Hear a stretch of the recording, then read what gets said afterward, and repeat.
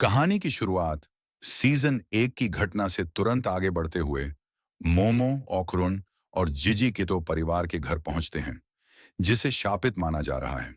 वहां उन्हें पता चलता है कि कीटो परिवार एक विशाल सांप सुचिनोको मंगोलियन डेथवर्म को संतुष्ट करने के लिए बलिदान देता आया है। मोमो को एक गर्म झरने पर हमले का सामना करना पड़ता है, लेकिन टर्बो ग्रैनी ने समय पर मदद की।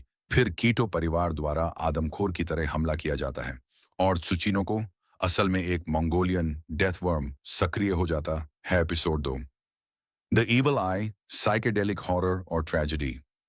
इस भाग में इवल आई योकाई, रोश आंख, जो जीजी के घर से जुड़ा हुआ है, मुख्य खलनायक बनकर सामने आता है। मंगोलियन डेथ वर्म का प्रभाव मोमो और ओकरन पर मानसिक रूप से संक्रामक है, जिसके चलते वे आत्महत्या जैसी स्थिति का सामना करते हैं। जीजी अब इवल आई की पकड़ में एक मसल मोड में बदल जाता है। बेहद ताकतवर और कट्टर ओकरून और मोमो जीजी को उनके नियंत्रण से बचाने की कोशिश करते हैं।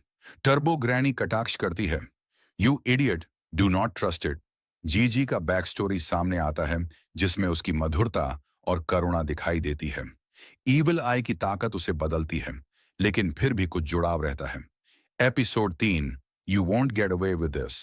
जबरदस्त योकाई लड़ाई, उकरान और ईविल आई जीजी द्वारा नियंत्रित के बीच एक दमदार लड़ाई होती है, जिसमें ओकारान बिना किसी आरंभिक योजना के फाइट में कूदता है।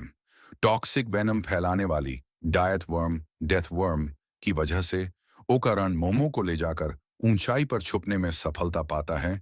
वह अपनी गति से ईवल आई के ग्रज बॉल को धोखा देता है और फिर रणनीति बनाता है। मोमो और ओकारान में भावनात्मक वार्तालाप होती है, जैसे कि जिजी के बचपन की यादें, जो लड़ाई का टर्निंग पॉइंट बनती है। Thank you guys to watch this video. Sayonara.